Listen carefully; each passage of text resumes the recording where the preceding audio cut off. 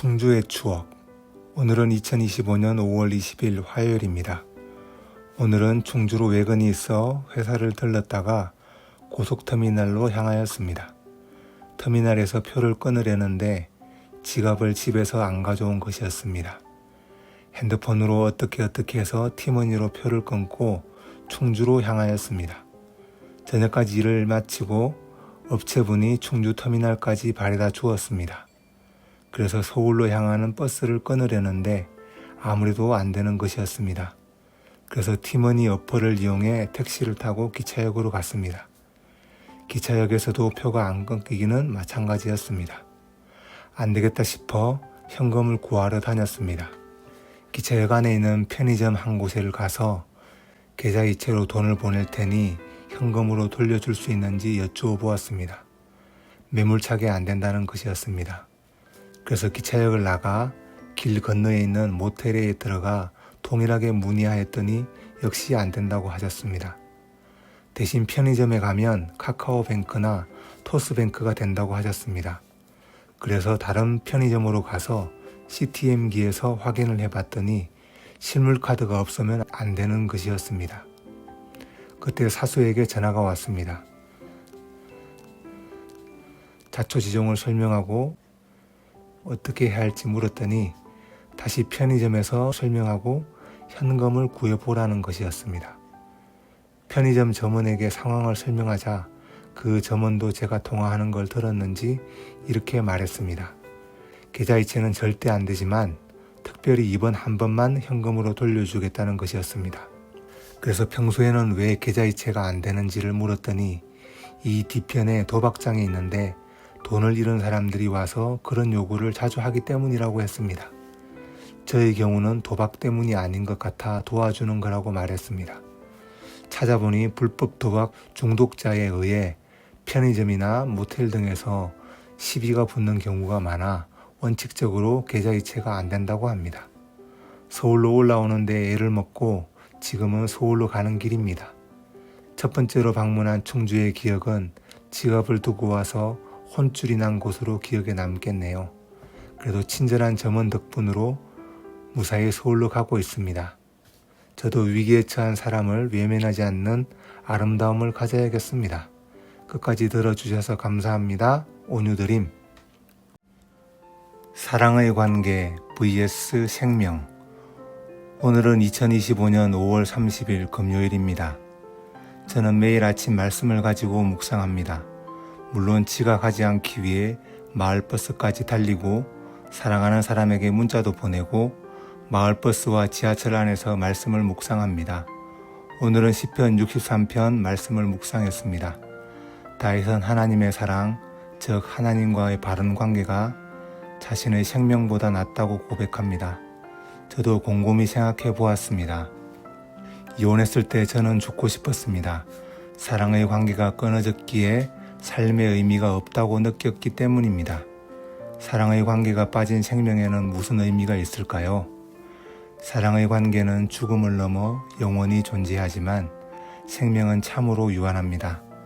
다윗은 이 깊은 진실을 통찰력 있게 보았습니다. 그는 광야에서 사울에게 쫓기고 있을 때 이 시를 썼습니다.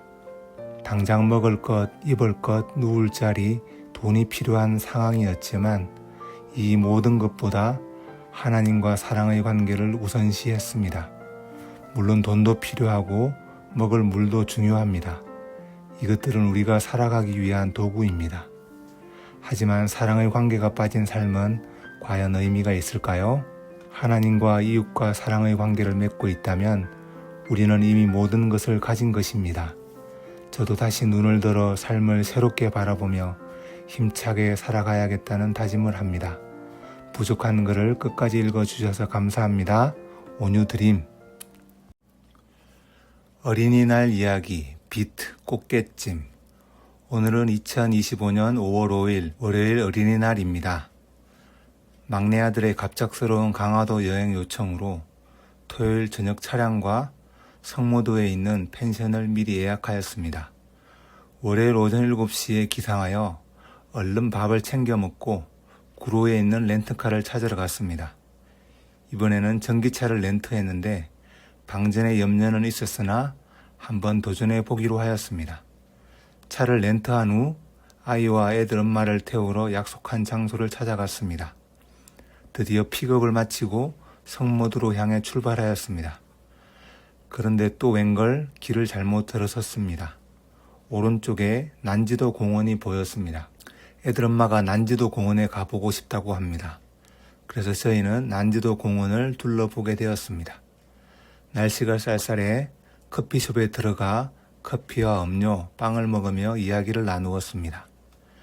다시 몸을 충전하고 차를 탄 후 이번에는 제대로 성모도에 가기 위해 내비게이션에 강화 성모도 밴댕이가 보여서 목적지로 설정하고 출발하였습니다. 열심히 달려가는데 느낌이 쎄합니다. 예전에 인천 부평에 있는 부계역에 산 적이 있었는데 내비가 낯익은 동네로 인도합니다. 그곳은 부천에 있는 음식점이었습니다. 저는 내려서 애들 엄마에게 예전에 살던 우리 동네에 왔다고 말하였습니다. 애들 엄마는 아빠의 제2의 고향에 왔다고 좋아했습니다. 이미 점심때가 되었으므로 저희는 삼계탕을 맛있게 먹었습니다. 근처에 도서관도 있고 인공천도 있어 애들 엄마에게 자주 놀러 왔다고 소개해 주었습니다. 꽤 긴 하천이고 물고기도 살고 있죠. 인공천을 거닐며 이야기를 나눈 후 성모도 섬으로 향하였습니다. 저희는 오후 6시가 되어서 숙소에 도착하였습니다.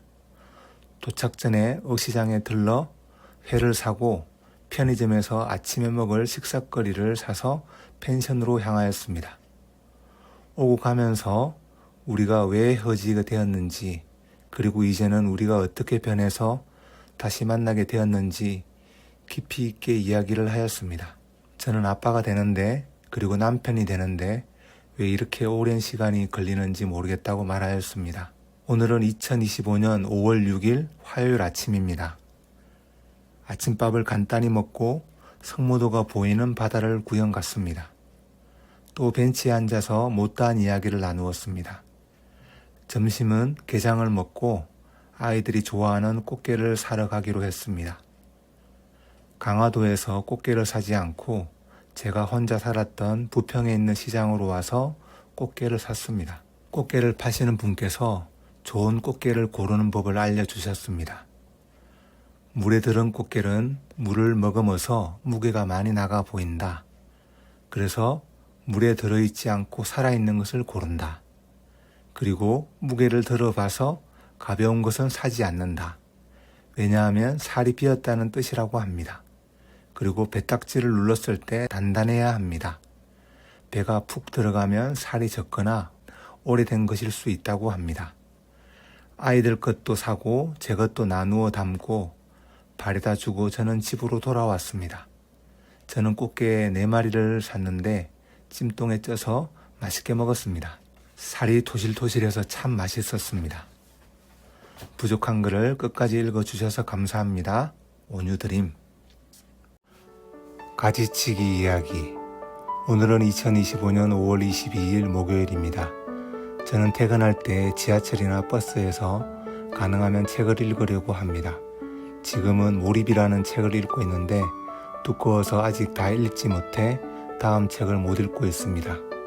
책 내용 중에 뇌 세포도 어렸을 때 엄청 생기고 신경을 이루는 누련도 폭발적으로 자라다가 청소년기에 중요한 누런을 남기고 잘 사용하지 않는 것은 가지치기를 한다고 합니다. 가지치기라는 단어가 갑자기 눈에 들어옵니다. 나에게 가장 중요한 것은 무엇이며 어떤 것만 남기고 가지치기를 해야 하나 생각해 봅니다. 저는 가족, 직장, 글쓰기 3가지로 줄일 수 있을 것 같습니다. 더 이상 줄일 수 없을 것 같네요. 가족의 소중함은 이런 후에 깨달았습니다. 여러분들도 읽기 전에 깨닫는 지혜를 가지면 좋겠네요. 직장은 돈을 벌어야 해서 필요하고 도움을 받고 저도 도움을 주는 곳이라 꼭 필요합니다. 마지막으로 글쓰기는 가지치기를 해야 될 대상 같은데 포기가 잘 안 되네요. 일은 잘 못하면서 이렇게 시간을 쓰는 게 맞나 싶기도 하지만 그나마 제가 잘할 수 있는 거의 유일한 것 같아서 가지치기를 할 수가 없습니다. 오늘은 외근 후 돌아오는 길에 글을 2편이나 썼네요. 참 감사한 하루입니다. 여러분들도 이 글을 보시고 생각도 일상도 가지치기를 해보시면 뜻깊은 하루가 될 것 같습니다. 부족한 글을 읽어주셔서 감사합니다. 온유드림.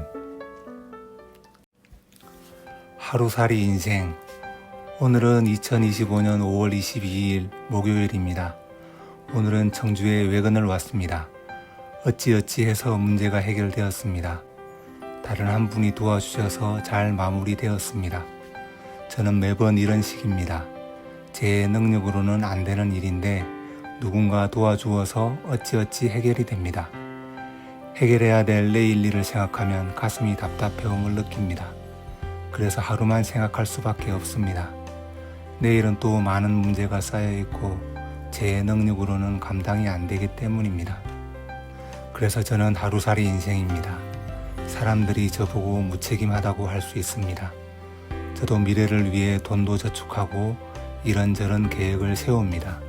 그렇지만 중요한 방점은 오늘 하루에 있습니다. 오늘 하루 어떻게 사느냐가 저에게는 참 중요합니다. 오늘 하루 또 한 고비를 넘겼습니다. 참 감사합니다. 또 누군가가 도와주었기에 그분 덕분으로 하루를 살았습니다. 오늘은 제가 사랑하는 사람이 반찬을 손수 만들어 주어서 참 감사합니다. 저도 오늘 하루 누군가에게 도움을 주었는지 돌아보게 됩니다. 오늘 하루를 넘긴 당신 참 수고 많으셨습니다. 부족한 글을 끝까지 읽어주셔서 참 감사합니다. 온유드림. 안전지대 이야기. 오늘은 2025년 5월 15일 목요일입니다. 오늘은 오후에 급하게 짐을 보낼 일이 있어 지하철을 타고 버스 터미널을 가는 길입니다. 지하철을 기다리다 보니 바닥에 안전구역이라고 쓴 녹색 선이 보입니다. 그래서 시간이 날 때 찾아보았습니다. 이것은 범죄 예방 디자인으로 안전을 위해 CCTV 및 비상통화 버튼이 있다고 합니다. 범죄가 예방될지는 더 지켜봐야 할 것 같습니다. 안전지대를 보면서 그런 생각이 듭니다. 누구나 마음 편하게 지낼 수 있고 다닐 수 있다면 얼마나 좋을까 하고요. 그리고 저는 안전지대가 있을까? 있다면 어디일까 하고요. 왜냐하면 많이 의지하던 사수가 회사를 떠나려고 해서 저도 마음이 복잡합니다. 언젠가는 독립을 해야 하는데 너무 빨리 그 시기가 왔다는 생각도 해봅니다. 그렇다면 제가 믿고 의지할 수 있는 안전지대는 어디에 있을까요? 짐작하셨듯이 하나님께 답이 있습니다. 다윗은 하나님께서 푸른 초장과 실만한 물가로 인도하고 계신다고 하였습니다. 양에게 필요한 것은 목자의 음성을 들을 수 있는 귀입니다. 목자가 인도하고 계시다는 것을 들을 수만 있다면 어떤 위기가 와도 안전한 것입니다. 저는 이 매번 펼쳐지는 이 불안한 상황이 실력이 없어서 또는 돈이 없어서 그렇다고 생각했습니다. 그렇지만 실력이 있고 돈이 있으면 과연 안전할까요? 물론 실력도 기르고 돈도 모아서 잘 사용하는 것이 필요합니다. 그렇지만 해답은 목자의 음성을 듣고 따라가는 것이 안전지대에 있다는 것입니다. 오늘도 목자가 인도하는 음성을 듣고 그분이 푸른 초장과 실만한 물가로 인도하고 계심을 믿고 따라가 보겠습니다. 부족한 글을 끝까지 읽어주셔서 감사합니다. 계단 오르기 이야기. 오늘은 2025년 5월 28일 수요일입니다. 저는 외근을 가지 않으면 점심때 계단 오르기를 합니다. 요즘은 체력이 떨어져서 아침에 일어나기가 어렵네요. 어쨌든 컨디션은 좋지 않지만 시간이 나면 계단 오르기를 계속하려고 합니다. 제가 생각하는 계단 오르기의 장점은 짧은 시간에 운동량을 많이 할 수 있습니다. 그리고 하체를 강화하는 데 탁월한 것 같습니다. 그리고 온갖 잡생각들이 떠오르지 않아 머리가 맑아집니다. 제가 올해 롯데타워 계단 오르기를 신청했는데 신청인은 폭주로 참석하지 못했습니다. 구독자님들께서는 매일 어떤 운동을 하시나요? 저도 밥 먹고 바로 누워 자는 것을 제일 좋아하지만 역류성 식도염이 걸려서 주말에도 식후에 운동을 해야 합니다. 커피도 못 마셔서 약간 졸리기도 합니다. 그렇지만 열심히 계단 오르기를 해서 내년에는 롯데타워 계단 오르기 대회 완주 인증 사진을 남길게요. 오늘도 몸도 마음도 건강한 하루 되세요. 부족한 글을 끝까지 읽어주셔서 감사합니다. 온유드림. 여우비 이야기. 오늘은 2025년 5월 29일 목요일입니다. 오늘은 대통령 사전투표가 있어 점심을 먹고 투표소로 갔는데 웬걸 줄이 너무 길어 포기하고 저녁 때 가기로 하였습니다. 회사를 마치고 얼른 투표소로 향하였습니다. 다행히 줄을 선 사람이 적어 오후 6시 전에 투표를 마치고 집으로 가는 버스에 올랐습니다. 버스에 타자마자 장대비가 내렸습니다. 햇볕은 있는데 비가 쏟아지는 여우비였습니다. 여기서 여우는 속임수라는 뜻이라고 합니다. 햇볕은 있는데 잠깐 비가 오는 속임수와 같은 비를 말한다고 합니다. 저는 속임수 하면 야곱이 떠오르고 저는 야곱을 많이 닮았다고 생각합니다. 야곱도 오래오래 연단을 받으면서 그에게 있었던 거짓이 빠져나갔습니다. 그의 노년에 바로왕을 만났을 때 자신의 살아온 삶이 험악한 삶이었다고 말하였습니다. 저도 회사에서 매일 욕을 얻어먹습니다. 일을 못해서요. 저도 야곱처럼 노년에 그런 말을 할 수 있을까요? 저도 험악한 삶을 살았다고. 저의 삶은 거짓말과 속임수로 점철된 삶이었는데 그 세월을 지나면서 거짓과 속임수가 빠져나갔다고요. 그런 소망을 붙잡으며 오늘도 저에게 주어진 길을 묵묵히 걸어가려 합니다. 부족한 글을 끝까지 읽어주셔서 감사합니다. 온유드림. 5월 연휴 이야기. 오늘은 2025년 5월 1일 노동의 날 휴일입니다. 오늘은 쉬는 날인데 밖에는 비가 오고 있네요. 저는 늦잠을 자고 비빔밥을 먹고 이렇게 글을 쓰고 있습니다.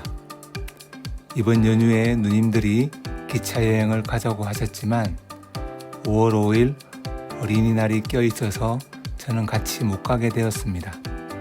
그날은 막내 아들과 애들 엄마를 만나기로 한 중요한 날이기 때문입니다. 그래서 이번 연휴는 집에서 푹 쉬고 밀린 책도 읽을 계획입니다. 우리 집에도 작은 사건이 몇 개 있었습니다. 우선 애들 엄마가 다니던 청소업체가 있었는데 그만두면서 우리 집 청소도 더 이상 해주지 않게 되었습니다. 그동안 참 편했었는데 이제는 제가 청소를 해야 할 차례입니다. 오늘 쉬는 날을 맞아 미뤄뒀던 청소를 해야겠습니다. 또 다른 일은 둘째 아들에게 있었는데 자세한 말은 할 수 없지만 제 마음이 많이 아팠습니다. 우리 둘째가 잘 이겨내길 바랍니다. 요즘 저는 에리히 프롬의 사랑의 기술을 2번째 읽고 있습니다. 이 글을 읽는 분들께도 꼭 추천드리고 싶은 책입니다. 대학생 때 처음 읽었지만 요즘 다시 읽으니 새로운 생각이 듭니다. 이 책을 다 읽고 나면 인간 파괴의 해부도 읽어볼 생각입니다. 읽고 나면 그 느낌과 생각도 나중에 공유하겠습니다. 다시 사랑의 기술로 돌아가면 이 책에서 공감이 많이 되는 부분 중 하나는 자신이 독립되지 않은 상태에서는 타인을 있는 그대로 사랑하기가 어렵다는 점입니다. 왜냐하면 독립하지 않은 상태에서는 상대를 지배하거나 착취하게 되기 때문입니다. 결국 상대방의 자유를 침해하게 되는 것이죠. 그래서 개인의 독립은 사랑에 있어 필수 불가결한 조건입니다. 프랑스의 옛 노래에도 이런 말이 있습니다. 사랑은 자유의 소산이며 결코 지배의 소산이 아니다. 또 한 가지 덧붙이자면 사랑의 4가지 요소 중 지식에 대한 부분도 인상 깊었습니다. 이 지식은 나 자신을 넘어서서 타인을 그의 관점에서 볼 수 있을 때만 가능합니다. 또한 심리학적 지식은 자신과 타인을 객관적으로 이해하는 데 필수적입니다. 상대에 대해 내가 가진 환상, 왜곡된 인식을 극복하려면 반드시 필요하다고 합니다. 사랑의 기술을 다 읽고 나면 오래전부터 고민해왔던 분노와 음란의 문제에 대해 더 깊이 탐구해 볼 계획입니다. 그리고 그에 대한 현실적인 대안도 찾아보고 싶습니다. 재미없는 글을 끝까지 읽어주셔서 감사합니다. 온유드림. 두 가지 길 이야기. 오늘은 2025년 4월 27일 주일입니다. 사람 관계의 어려움을 마주한 후 오늘은 예배를 드리러 교회에 갔습니다. 오늘은 요셉에 대한 이야기를 해주셨습니다. 요셉은 형들의 미움으로 17살에 미디안 상인에 팔려 애굽에서 종살이와 옥살이를 하였습니다. 30세에 애굽 총리가 되었으니 13년간 종살이와 옥살이를 한 셈입니다. 요셉이 옥살이를 할 때 술 맡은 관원장의 꿈을 해몽해주고 그가 복직하면 왕께 자신의 억울함을 풀어달라고 부탁을 하였습니다. 그렇지만 술 맡은 관원장은 복직하였으나 요셉을 잊었습니다. 요셉은 얼마나 억울했을까요? 그런데 성경에는 이렇게 나옵니다. 시편 105편 17절에서 19절입니다. 그가 한 사람을 앞서 보내셨으며 요셉이 종으로 팔렸도다. 그의 발은 착고를 차고 그의 몸은 쇠사슬에 매였으니 곧 여호와의 말씀이 응할 때까지라. 그의 말씀이 그를 단련하였도다.